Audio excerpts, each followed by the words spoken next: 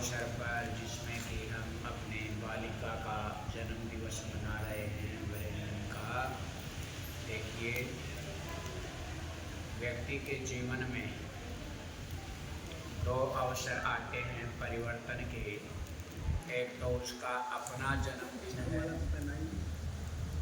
और एक जो विशेष परिवर्तन होता है वो होता है विवाह के अवसर। आप दोनों बना। विवाह का अवसर भी एक ऐसा है जो कि नई दुनिया में प्रवेश करता है और नई दुनिया की स्थापना के लिए होती है। और जन्मदिन तो अपने सिंहावलोकन के लिए होता है। क्या आपको आदेश ले लो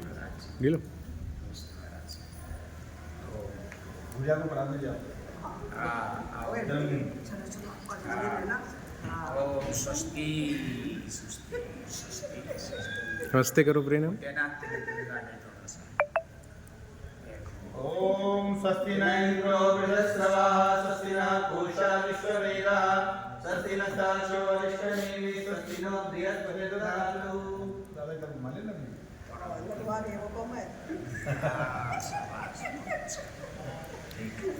इधर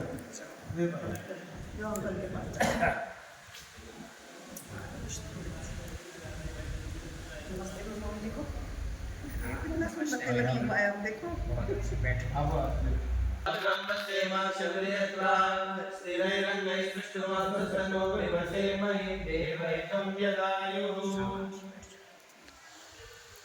वैदिक परंपरा है, वेद का आदेश है, परमात्मा का उपदेश है वेद में कि व्यक्ति को जन्मदिन मनाना चाहिए। और किस लिए मनाता है जन्मदिन? इसलिए मनाता है कि वो अपना पूरे साल भर का सिंहावलोकन करता है, अपना निरीक्षण करता है कि पिछले वर्ष जब जन्मदिन मनाया, आज जो मैं कर रहा हूँ 1 साल के बाद में, तो मेरे जीवन में क्या परिवर्तन आया। अब आप ये बात कह सकते हैं बालिका तो छोटी है, ये तो बिल्कुल कुछ भी नहीं सोचती बेचारी, परंतु इसके सोचने की आवश्यकता नहीं है। इसके लिए विचार करना है बालिका की माँ को। क्या नाम है बेटी आपका? नीलम जी को सोचना है और अभिषेक जी को सोचना है। जब तक बालक जन्म से लेकर के 5 साल की आयु तक चलता है तो उसमें माँ की जिम्मेवारी अधिक है कि बालक को क्या बनाना है, कैसा बनाना है, कैसे चलाना है। जब वो बोलने लगे तो किस प्रकार से उसको बोलना सिखाना है। ऋषि दयानंद सत्यार्थ प्रकाश में लिखते हैं कि जब बालक बोलने लगे तो प का उच्चारण कैसे होता है, दंते तालव्य मूर्धन्य आदि अक्षरों का उच्चारण कैसे होता है, ये सब माँ का काम है। और इसके साथ साथ में कुछ अच्छी बातें, जैसे ये देखो तुम्हारे दादाजी आए, दादाजी को नमस्ते करो, तुम्हारी दादी है, दादी को नमस्ते करो, इनके पास बैठ के कहानी सुनो और हर बात माँ की सीख सबसे बड़ा काम करो जी। तो जन्म से लेकर के 5 साल की आयु तक निर्माण बच्चे का माँ करती है, नीलम जी करेंगे। और 5 साल के बाद 8वें साल तक उसका निर्माण पिता करता है और उसमें वो अच्छी कुछ व्यवहारिक बातें और सिखा देता है। यहाँ तक कि व्यवहार भानु में लिखा है, पढ़ना आप उसको, कहते हैं कि राजाओं के साथ कैसे बातें करें बच्चे। आज यदि प्रधानमंत्री आपका आ जाता है तो बच्चे उससे कैसे मिले, क्या तरीका है। हमारी स्थिति ऐसी है कि हम तो माँ बाप ने सिखाया नहीं, बहुत सी दुनिया ऐसी है जिनको नहीं सीखने का अवसर मिला।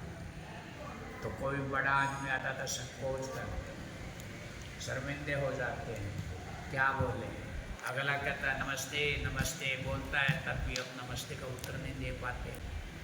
और जिसको माँ ने सिखा दिया होता तो वो हाथ जोड़ के पहले ही नमस्ते करता है कि हमारे देश के प्रधानमंत्री, हमारे देश के राष्ट्रपति हैं, हमारे देश के रक्षा मंत्री हैं, हमारे देश का अमुक राजनेता है।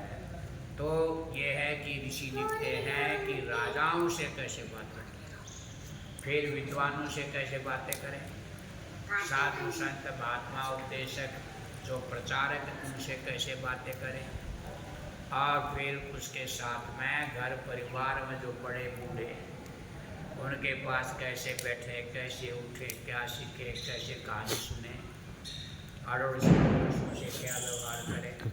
ये सब बातें 5 साल से लेकर 8 साल की आयु तक पिताजी सिखाएं, माताजी सिखाएं, और बच्चे को 8 साल में व्यवहारिक बनाने के बाद फिर वो आचार्य कुल में भेजे, स्कूल में भेजे, गुरुकुल में भेजे, कहीं भी जो विषय पढ़वाना है, जो बनाना है बच्चे को उस लाइन में उसको डालें।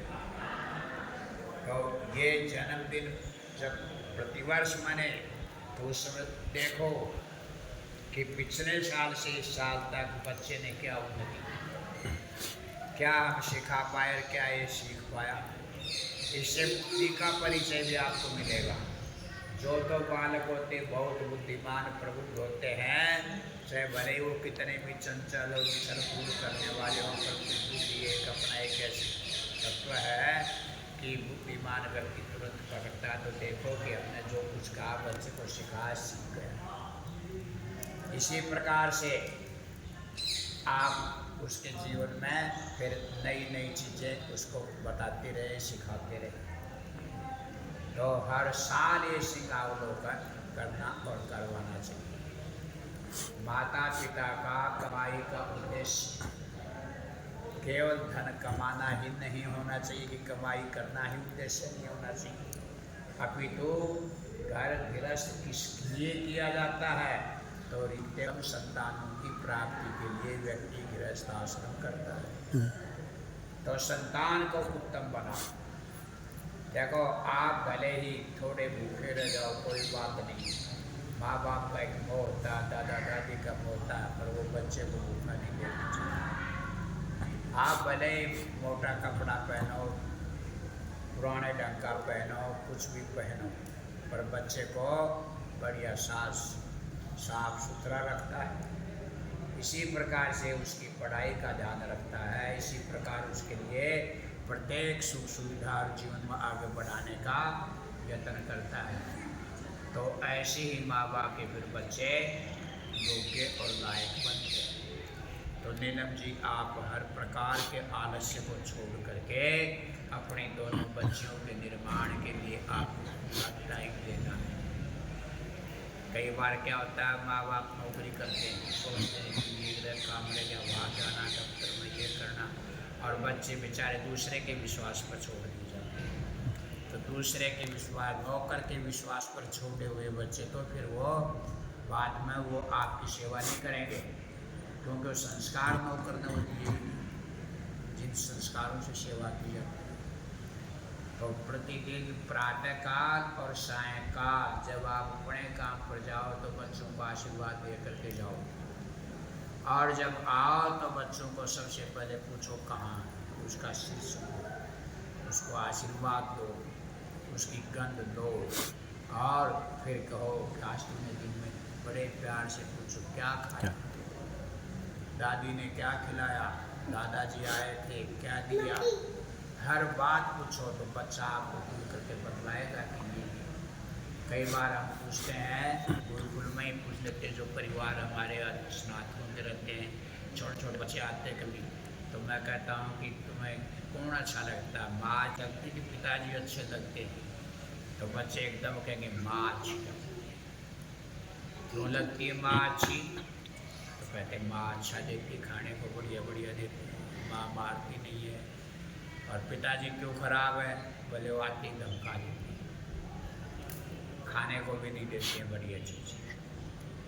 तो इस प्रकार से जहाँ माँ का स्नेह है, माँ के प्रति स्नेह है, बच्चों का हो जाता है, और माँ का बच्चों के प्रति होता है, वो स्नेह है। अभिषेक जी आपके प्रति भी होना चाहिए और आप उनसे स्नेह करें। जिनके बच्चे अपने माता पिता से स्नेह करते हैं, बच्चों से माँ बाप करते हैं, उनके बच्चे लायक बनते हैं, और नहीं तो बच्चे फिर पीछे से जाते हैं। एक बच्चा जय कुमार जी आपके यहाँ आया हुआ है, बताया मेरे को क्या बोला, मेरे को कहने लगा